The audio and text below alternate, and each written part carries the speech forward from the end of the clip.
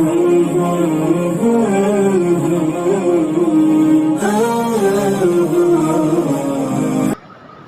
الرحمن الرحيم. الحمد لله نحمده ونستعينه ونستغفره ونؤمن به ونتوكل عليه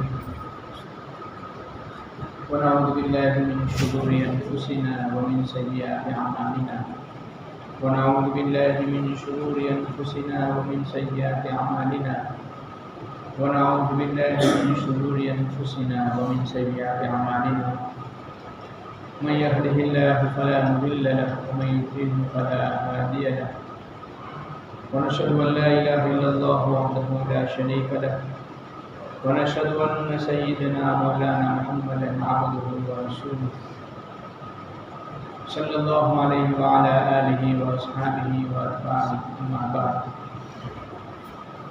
أعوذ بالله من الشيطان الرجيم بسم الله الرحمن الرحيم إن هذا القرآن يهدي للتي هي أقوم ويبشر المؤمنين الذين يعملون الصالحات أن لهم أجرا كبيرا. عن عمر رضي الله تعالى عنه قال إن الله يرفع بهذا الكتاب أقواما ويدعو به الآخرين. صدق الله العظيم.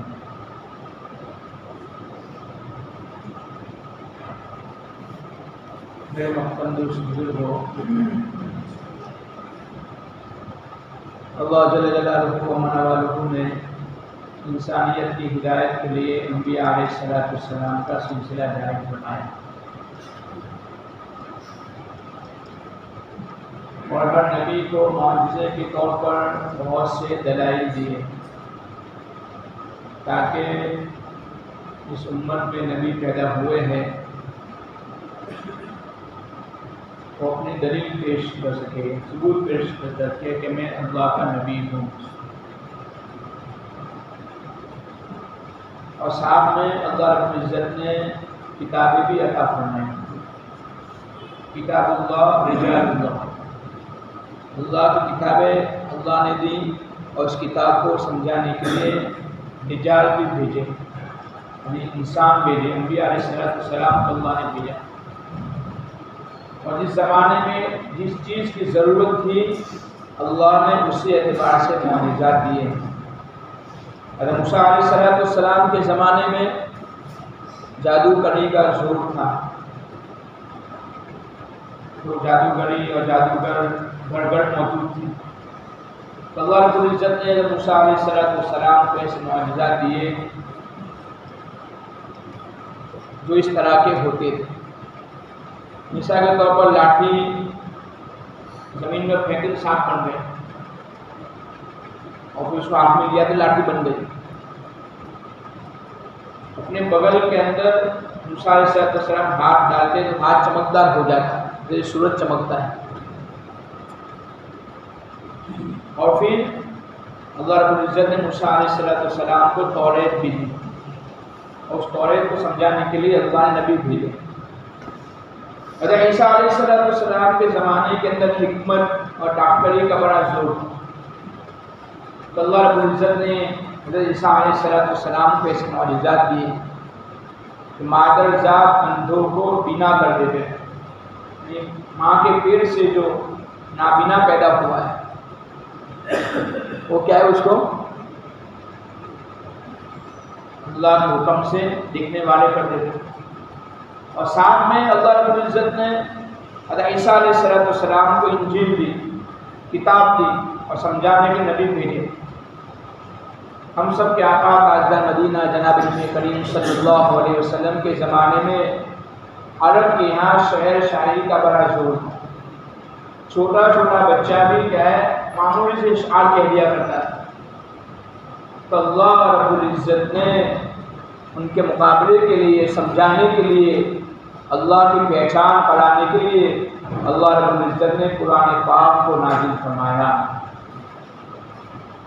اور پھر اللہ رب العزت نے قرآن پاک کے اندر چیلنج کیے.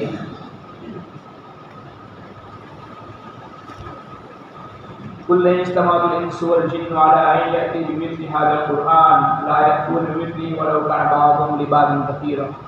سارے انسان اور سارے جنات مل کر اگر تم چاہو اور اس کے بعد اور اس کے برابر اور کو مددگار کر لو، اور تم کیا کرو، ایسا قرآن پیش کر دو۔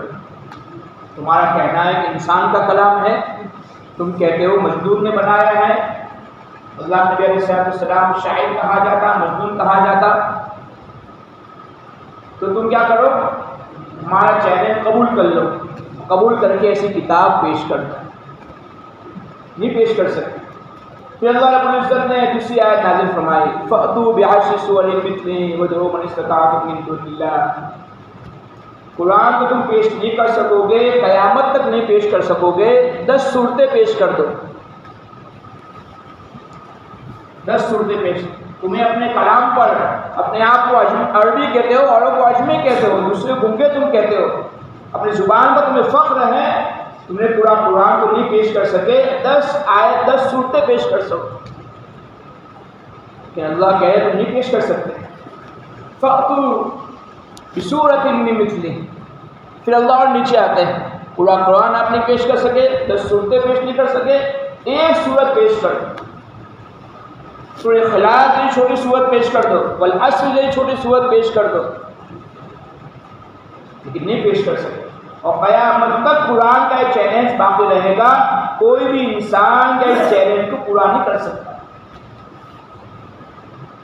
ایک زمانے میں ابن مقفع بہت بڑا آدمی تھا، عربی زبان کو بہت جاننے والا، قوانین کو جاننے والا، بہت سمجھدار۔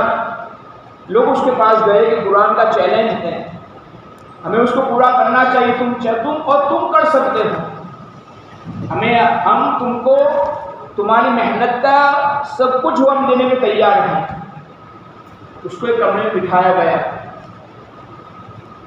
6 مہینے کے بعد اس کے بعد پہنچے، دیکھا کہ کاغذ کے ٹکڑے پڑے ہوئے ہیں، جا کے دیکھے تو صحیح حضرت نے کیا کیا ہے۔ 6 مہینے کے بعد جا کے دیکھا تو کیا ہے، کاغذ ٹکڑے پڑے، کہا تو میں چھوٹا سا ٹکڑا بنانے کی میں نے کوشش کی لیکن میں نہیں بنا سکا۔ میں کہہ رہا ہوں کہ انسان کا کلام نہیں ہے تو اللہ کا کلام ہے۔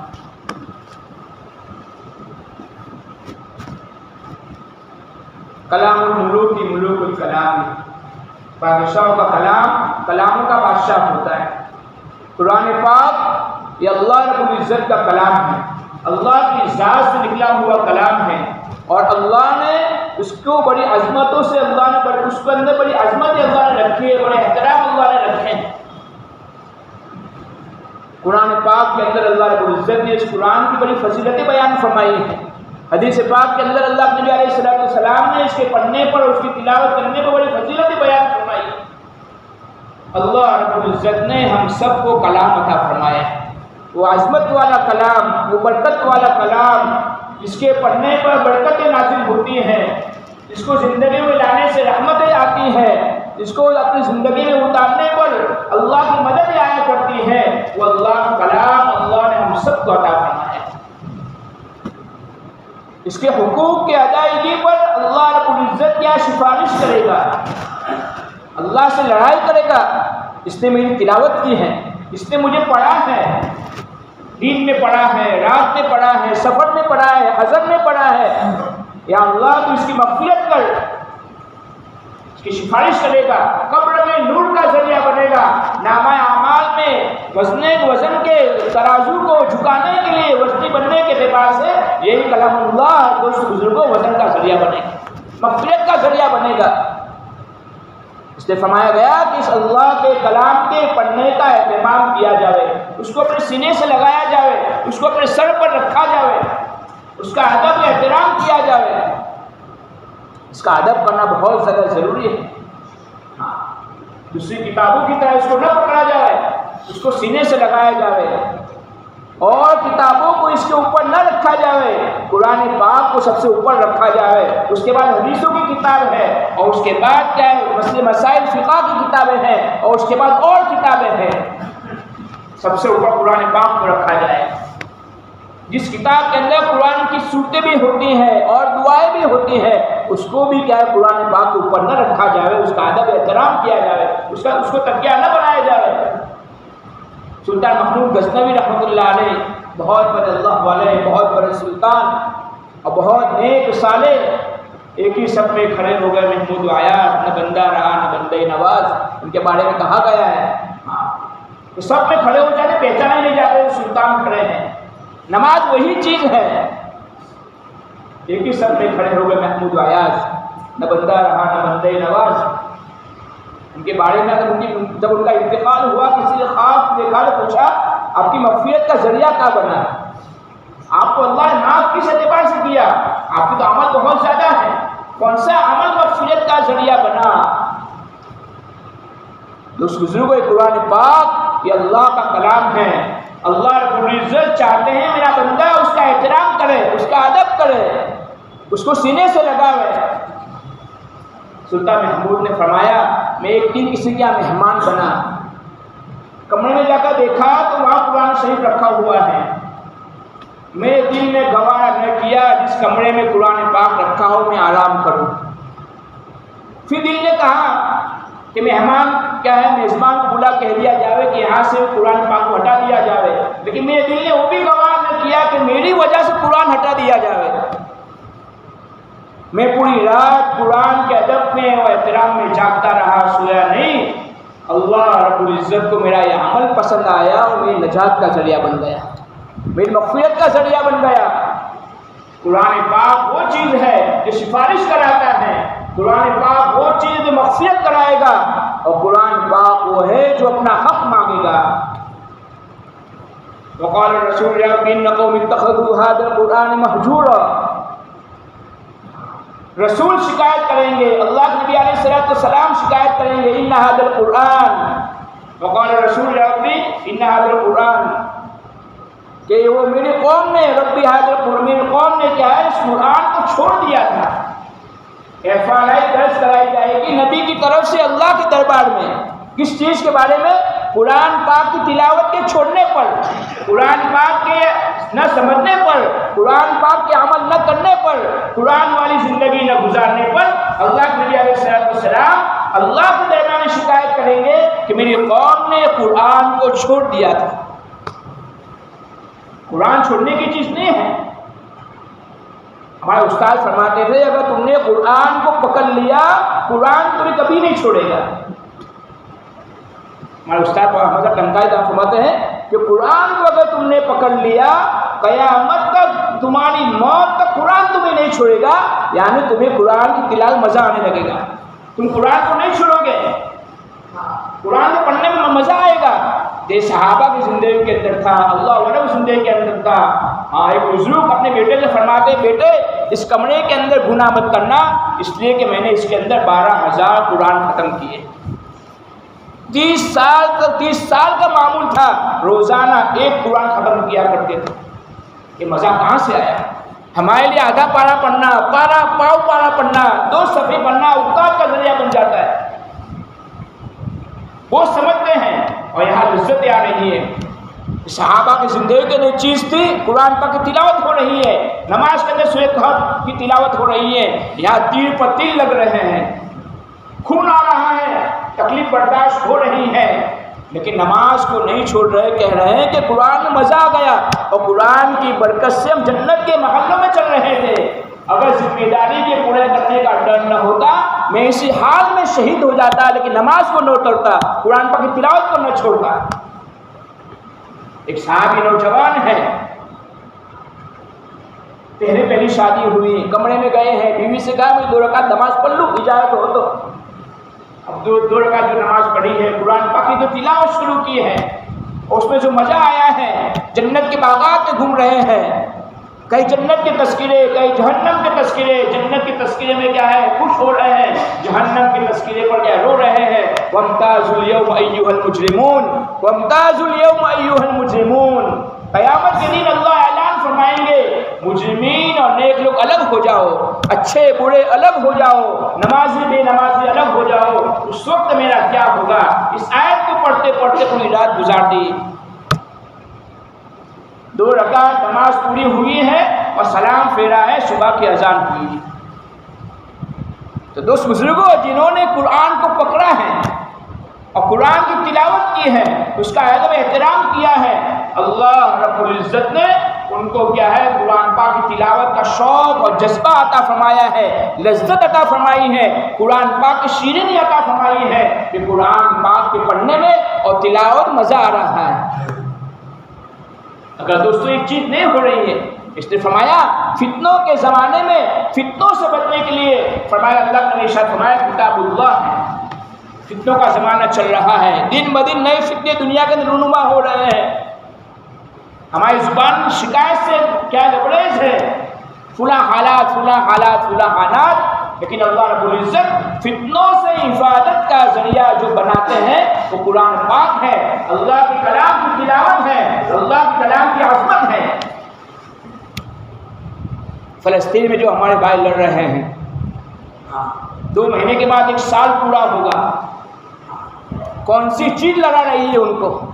علماء لکھا ہے ان کے مجمع میں 75% حفاظ کلام ہیں، قرآن پاک کی تلاوت کرنے والے ہیں، دن رات قرآن کے پڑھنے والے ہیں۔ اسی قرآن پاک کی تلاوت، اس کی عظمت، اس کی حلاوت، اس کی لذت وہ چیز ہے جو شہید ہونے پر کیا شہید ہونے پر لگا رہی ہے، لیکن کیا ہے دوست بزرگوں، وہ عظمت و احترام، وہ دین و ایمان و طاقت ہے جو ان کو کیا ہے سپر پاور طاقت بھی کیا تھک چکی ہے۔ یہ تو ناک کا سوال ہے جس کی وجہ سے بولنے رہے ہیں۔ یہ قرآن پاک کی عظمت ہے، یہ قرآن پاک کی تلاوت ہے، اس کا دوستو اہتمام کیا جائے۔ تو پہلے نمبر تو یہ ہے کہ روزانہ ہمیں دوست بزرگوں اللہ کے کلام کو ہاتھ میں لے کر ہذا کلام ربی، ہذا کلام ربی، ہذا کلام ربی، یہ تو میرے رب کا کلام ہے۔ میرا رب کون ہے؟ الحمدللہ رب العالمین، وہ میرا رب ہے جو مجھے سب کچھ دے رہا ہے، جسے سب کچھ مجھے عطا فرمایا ہے۔ آج دنیا کے ذرا سے محسن کے میسج کا بھی پڑھ لیتا ہے، قرآن پاک کی تلاوت نہیں کر رہا ہے۔ اس موبائل نے قرآن پاک کی تلاوت کو چھوڑا دیا ہے، اس کے پیچھے گھنٹوں کیا خرچ ہو رہا ہے، لیکن قرآن پاک کی تلاوت کے لیے 10 منٹ مسلمان کے پاس نہیں ہے، 15 منٹ مسلمان کے پاس لیے ہے، قرآن کو سمجھنے کے لیے مسلمان کے پاس وقت نہیں ہے، تو پھر کیا ہوگا؟ یہی قرآن شکایت کرے گا۔ حضرت عمر فرماتے ہیں ان اللہ یرفع بہذا الکتاب اقواما ویضع بہ الاخرین، بہت سی قوموں کو قرآن کے ادب کی وجہ سے، قرآن کی تلاوت کی وجہ سے، قرآن والی زندگی گزارنے کی وجہ سے اور قرآن والا اپنے آپ کو بنانے کی وجہ سے اللہ بلندی عطا فرماتے ہیں، اللہ عزت عطا فرماتے ہیں، اللہ سکون دیتے ہیں، اطمینان دیتے ہیں، اور قرآن والا اللہ کی مدد کو دیکھتا ہے۔ قرآن پاک کی تلاوت کرنے والا گویا اللہ کے گھر کا مہمان ہے، اللہ کے گھر کا کیا فرد ہے۔ وَإِذَا هُمْ إِلَىٰ آخَرِينَ، اور جو لوگ قرآن کو چھوڑ دیتے ہیں، پسے پشت ڈال دیتے ہیں، اس کی تلاوت نہیں کرتے ہیں، بہت سے ہمارے ساتھی ایسے ہوں گے کئی مہینے ہو گئے قرآن کو نہیں دیکھا ہوگا۔ بہت سے ہمارے گھروں کا حال یہ ہے جس گھروں کے اندر قرآن پاک کی تلاوت نہیں ہو رہی ہے، جس گھر میں قرآن پاک کی تلاوت ہوتی ہے شیاطین وہاں سے بھاگ جاتے ہیں، شیاطین نکل جاتے ہیں۔ جس گھر میں سورہ بقرہ کی تلاوت ہوتی ہے، جس گھر میں آیت الکرسی پڑھی جاتی ہے، جس گھر میں سورہ بقرہ کی آخری آیت پڑھی جاتی ہے، وہ گھر پاک صاف ہو جاتا ہے، وہ گھر آسمان والوں کی نگاہ میں ایسا چمکتا ہے جیسے زمین والوں کی نگاہ میں کیا سورج ہے، چاند ہے۔ ہمیں اپنے قرآن پاک کی تلاوت کا اہتمام دوستو بہت زیادہ ضروری ہے۔ ایک تو یہ قرآن پاک کی تلاوت، اور دوسرا دوستو بزرگوں روزانہ کی جو صورتیں ہیں جس کے بڑے بڑے فضائل ہیں، مثال کے طور پر سورہ یاسین، تو سورہ یاسین کی تلاوت کرنے کی وجہ فرمایا گیا اللہ رب العزت پورے دین کی کفایت فرما دیتے ہیں۔ اہم کام ہوتے ہیں انسان کے، سورہ یاسین آدمی پڑھ لیتا ہے، اس کام کی پورا کرنے کی ذمہ داری اللہ کے آتی ہے۔ ایک مرتبہ سورہ یاسین پڑھنے کا ثواب 10 قرآن کے برابر ہے، 10 قرآن کے برابر۔ تو روزانہ سورہ یاسین کی تلاوت کی جاوے، بڑی فضائل والی فرمایا گیا کہ ہر چیز کا ایک دل ہوتا ہے، قرآن پاک کا دل سورہ یاسین، تو اس کا اہتمام کیا جائے، سورہ یاسین پڑھنے کا اہتمام کیا جائے۔ قل هو اللہ احد، سورہ اخلاص، اتنی چھوٹی سورت ہے، بڑے فضائل ہے، بڑے فضائل۔ 3 مرتبہ سورہ اخلاص پڑھنے پر اللہ قرآن کا ثواب دے دیتے ہیں۔ اگر آدمی نے 12 مرتبہ سورہ اخلاص کو پڑھ لیا گویا 4 قرآن کے برابر ثواب مل گیا۔ صبح میں اٹھ کر فجر کی نماز کے بعد 12 مرتبہ سورہ اخلاص کو پڑھ لیا اور اپنے سارے مرحومین کو پہنچا دیا، گویا ہم نے 4 قرآن کا احصال ثواب کر دیا۔ 10 مرتبہ آدمی سورہ اخلاص پڑھ لیتا ہے، اللہ جنت میں اس کے لیے محل بنا دیتے ہیں۔ جو 20 مرتبہ پڑھتا ہے اللہ 2 محل بناتے ہیں، 30 مرتبہ پڑھتا ہے اللہ 3 محل فرماتا ہے۔ عمر نے نبی اللہ صلی اللہ علیہ وسلم ہم تو جنت محل بنا دیں گے، اللہ کے نبی نے فرمایا اللہ کا خزانہ اس سے زیادہ ہے، تم 10 کیا روزانہ 50 بناؤ، اللہ کا خزانہ اس سے زیادہ وسیع۔ سورہ اخلاص پڑھنے کتنے دیر لگتی ہے، لیکن دوست بزرگوں اس کی فکر ہماری زندگی کے اندر آئے، قرآن پاک کی عظمت، اس کی اشاعت، جو لوگ بھی قرآن کی اشاعت میں لگے ہوئے، خدمت میں لگے ہوئے، بڑے قسمت والے ہیں کہ اللہ رب العزت نے ان کی خدمت میں لگایا ہے۔ اللہ کا بڑا احسان ہے، اللہ کا بڑا شکر ہے۔ ہاں، بادشاہ کی خدمت آدمی کر رہا ہے تو بادشاہ کمال نہیں، خدمت والے کا کمال ہے، وہ خدمت لے رہا ہے، قرآن پاک کی اشاعت کی خدمت لے رہا ہے، قرآن کے پڑھنے پڑھانے کی خدمت لے رہا ہے، بہت بڑی اللہ کی نعمت ہے۔ دوستوں بتانے کا مقصد ہے اللہ کا کلام بہت بڑا کلام ہے، بڑا عظمت والا کلام ہے، ہمیں اس کو پس پشت نہیں ڈالنا ہے، ہمیں اس کو سینے سے لگانا ہے، اپنے سر پر رکھنا ہے، اس سے محبت کرنی ہے، اس سے بوسہ دینا ہے اور اس کی تلاوت کرنی ہے، اس کو دیکھنا بھی ثواب ہے، اس کو چھونا بھی ثواب ہے، اس کی تلاوت کرنا بھی ثواب ہے، اس کا سمجھنا بھی ثواب ہے۔ دوست بزرگوں، کسی بھی اعتبار سے، قرآن کے اعتبار سے کوئی بھی عمل کرنے پر اس کو ثواب سے خالی نہیں ہے، اس لیے ہمیں دوست بزرگوں روزانہ قرآن پاک کی تلاوت کا اہتمام، ہاں استقامت کے ساتھ، چاہے ایک صفحہ کیوں نہ ہو، چاہے پاؤ پارا کیوں نہ ہو، چاہے آدھا پارا کیوں نہ ہو، اس کا اہتمام کیا جائے۔ اس کے علاوہ جو صورتیں ہیں، جیسے جمعہ کا دن ہے سورہ کہف پڑھنے کا اہتمام، جمعہ کی رات کو سورہ دخان پڑھنے کا اہتمام، اللہ مغفرت فرما دیتے ہیں۔ یہ بہانے ہیں، یہ نیکیاں کمانے کے بہانے ہیں، مغفرت کے بہانے ہیں۔ پتہ نہیں ہمارا کون سا عمل اللہ کو پسند آ جاوے اور اللہ کہہ دے جا میرے بندے، میں نے تیرے فلاں استقامت کی وجہ سے، جو آپ نے سورہ کہف پڑھتا ہے، اللہ دجال فتنوں سے بچاتے ہیں، اللہ مال کے فتنوں سے بچاتے ہیں، اللہ علم کے فتنوں سے بچاتے ہیں۔ ہاں، معمولی چیز نہیں ہے، پورا ہفتہ اس کی حفاظت ہوتی ہے۔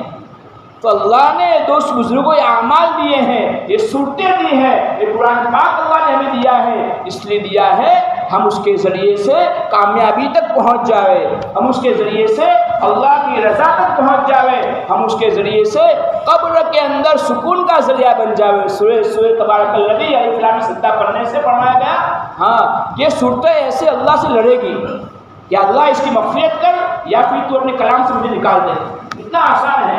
قبر کی نجات کے لیے ذریعہ بنایا ہے اس کو۔ سورہ واقعہ فرمایا گیا کہ روزی میں برکت کا ذریعہ بنایا ہے۔ یہ صورتیں اس کا اہتمام ضروری ہے، اس کا اہتمام کیا جاوے، یا پھر اتنی صورتوں آپ محدود نہ رکھے، یہ صورتوں کا بھی اہتمام ہو اور ساتھ ساتھ میں روزانہ قرآن پاک کی تلاوت کا بھی اہتمام ہو، ساتھ دوست بزرگ قرآن پاک کے ادب کا بھی احترام ہو، اور گھروں کے اندر بھی دوست بزرگوں ہمیں قرآن پاک کے رکھنے کے اعتبار سے بھی دیکھنا چاہیے۔ بہت سی مرتبہ قرآن پاک کے وہ فضا عمل رکھ دی جاتی ہے، ہاں یہ نہیں ہے، قرآن کا بڑا ادب ہے، قرآن کا ایک عظمت ہے، ایک وقار ہے، قرآن سب سے اوپر، اللہ کی ذات سب سے اوپر ہے، قرآن پاک بھی سب سے اوپر ہے۔ انشاءاللہ قرآن کی عظمت کے ساتھ، محبت کے ساتھ زندگی گزاریں، یہی قرآن ہماری نجات کا ذریعہ بنے گا، کامیابی کا ذریعہ بنے گا۔ اللہ سے دعا ہے کہ اللہ رسول ہمیں اس کلام پاک کی عظمت، اس کا احترام نصیب فرماوے اور اس کی تلاوت دن رات کرنے کی توفیق عطا فرمائے، اور اس کی بے سے اللہ کو حفاظت فرماوے، اور اس کی پکڑ سے اور اس کے اللہ کے یہاں حجت بننے سے اللہ ہم سب کی حفاظت فرمائے۔ وما علینا الا